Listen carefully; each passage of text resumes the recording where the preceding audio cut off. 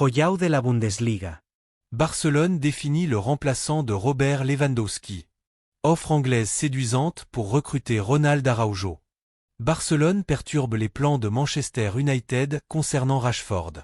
Décision urgente de la FIFA après la suspension de l'arbitre du match Barcelone-Real Sociedad.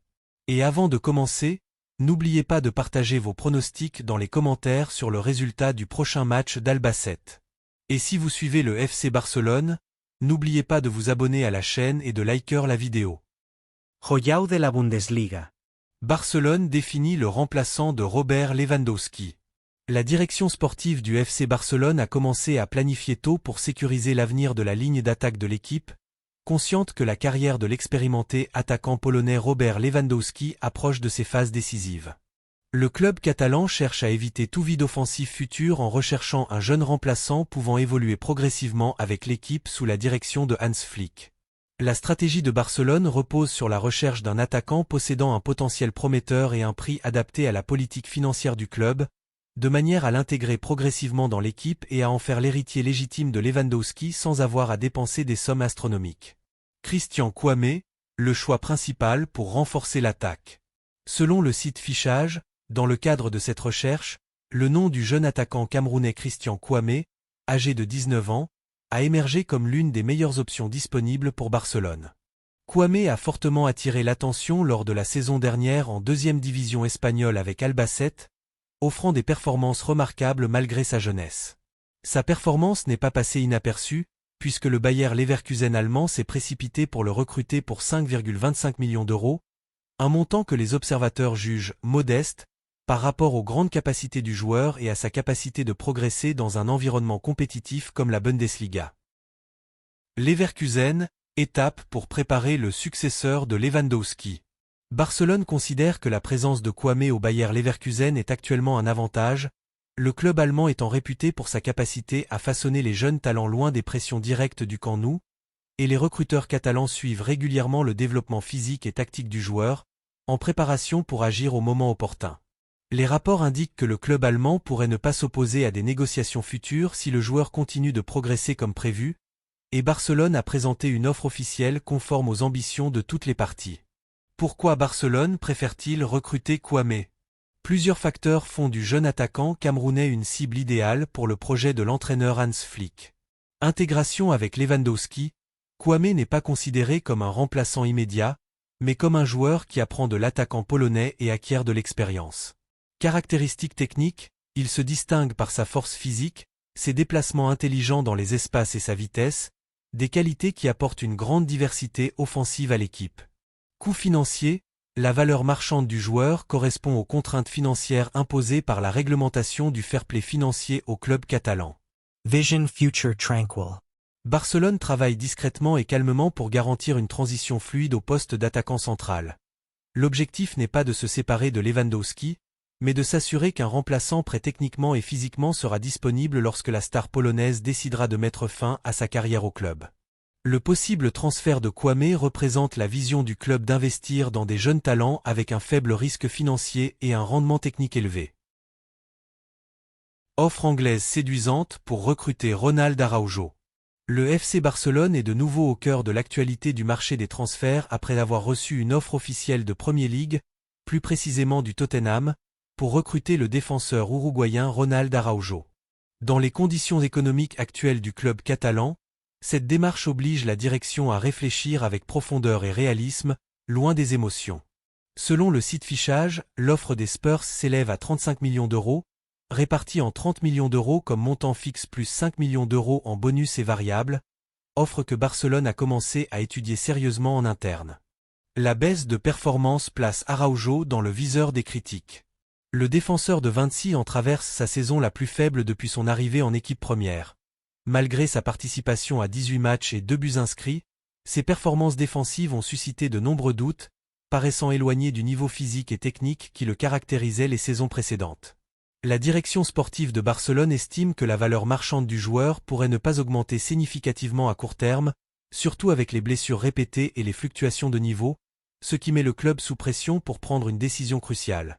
Vendre maintenant et réaliser un bénéfice, ou parier sur la récupération de son niveau par le joueur. Pourquoi Tottenham insiste-t-il pour recruter le défenseur uruguayen? Tottenham cherche à renforcer sa ligne défensive avec un profil alliant force physique, agressivité et expérience internationale, des qualités qu'il trouve en Araujo.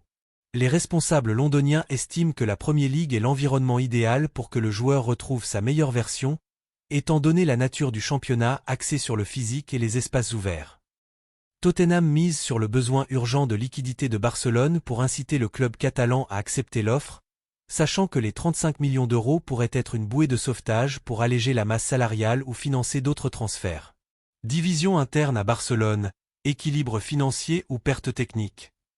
La possible départ d'Araujo a provoqué une forte division au sein du club. Front des opposants estime que se séparer d'un défenseur au sommet de sa maturité, 26 ans, représente un risque technique majeur, surtout qu'il est un des leaders de l'équipe et un joueur à forte personnalité sur le terrain. Front des partisans plaide pour le réalisme et le pragmatisme.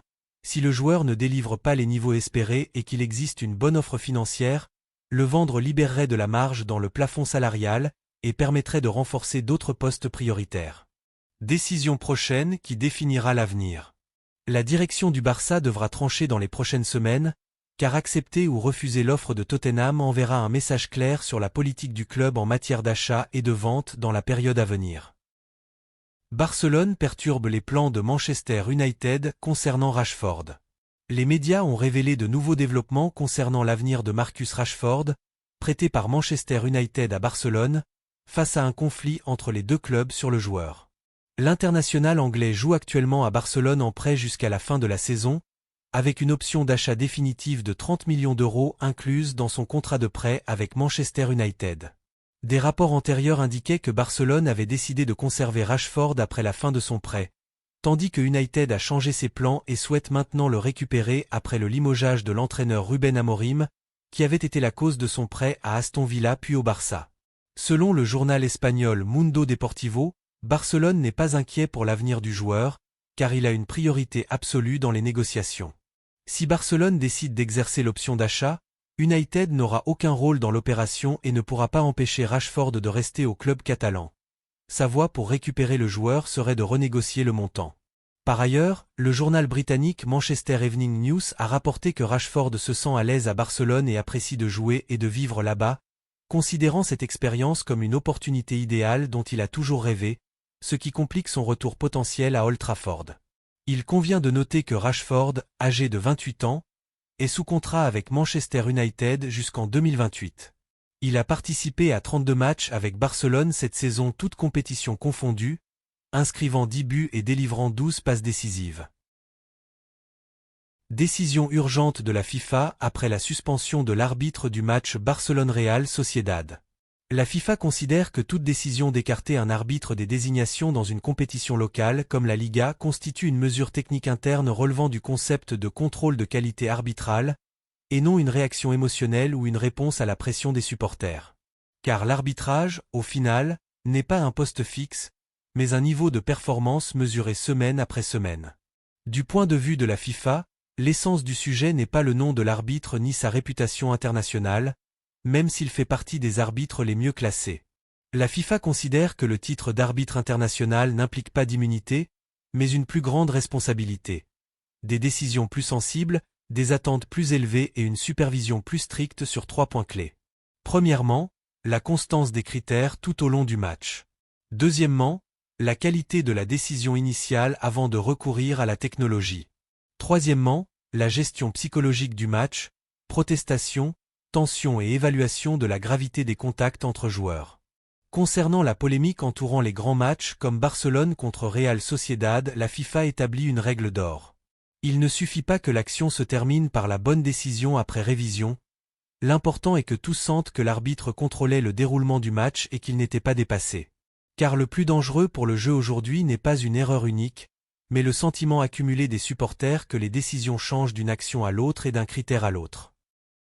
Quant à la technologie vidéo, la FIFA ne considère pas le VAR comme un ennemi de l'arbitre ni comme une béquille permanente. La FIFA répète toujours dans sa philosophie de développement que la technologie sert à réduire les erreurs évidentes, mais c'est l'arbitre d'élite qui prend la décision correcte depuis sa position, son angle et sa lecture, et la technologie intervient seulement comme filet de sécurité si nécessaire. Ainsi, lorsque les cas de recours au VAR se multiplient dans un même match pour de grosses actions, la FIFA interprète cela comme un signal technique nécessitant une évaluation. L'arbitre était-il bien positionné? Son jugement sur la force de l'intervention était-il approprié? Sa vision de l'action était-elle claire ou tardive? La communication au sein de l'équipe arbitrale était-elle cohérente? La FIFA s'intéresse également à un aspect que le public peut ignorer, l'impact de la décision sur l'image du jeu. Car le football aujourd'hui se gère sous l'œil des caméras, avec des analyses en temps réel, et toute décision tardive ou hésitante devient en quelques secondes une polémique mondiale. Ici, la FIFA soutient tout comité local appliquant le principe évaluer puis reposer comme solution professionnelle. Repos de l'arbitre ne signifie pas le destituer, mais lui donner l'occasion de revoir la performance, analyser les actions et réajuster les détails avant de revenir. Et surtout, la FIFA considère que la transparence dans la gestion arbitrale ne signifie pas tout révéler publiquement ni transformer la salle des arbitres en scène médiatique. La transparence selon la FIFA signifie disposer d'un système clair de reddition de comptes, de critères d'évaluation fixes et d'une décision professionnelle indépendante des noms ou des pressions. En d'autres termes, si une erreur est commise, elle est revue. Si des incohérences se répètent, le repos est accordé. Si la performance s'améliore, l'arbitre revient, sans bruit ni favoritisme. En conclusion, si l'on résume le commentaire de la FIFA en une phrase. Nous soutenons les comités d'arbitrage lorsqu'ils gèrent la performance selon le mérite et la responsabilité professionnelle, car l'objectif n'est pas de punir les individus, mais de protéger la confiance des supporters dans l'équité de la compétition. L'arbitre peut être écarté 1 ou 2 matchs, mais il revient plus fort lorsqu'il sait où se trouvait la faille, car le plus haut niveau en arbitrage ne repose pas sur ne pas faire d'erreurs, mais sur la prévention des erreurs majeures, la constance des critères et la prise de décision sous pression avec confiance et clarté.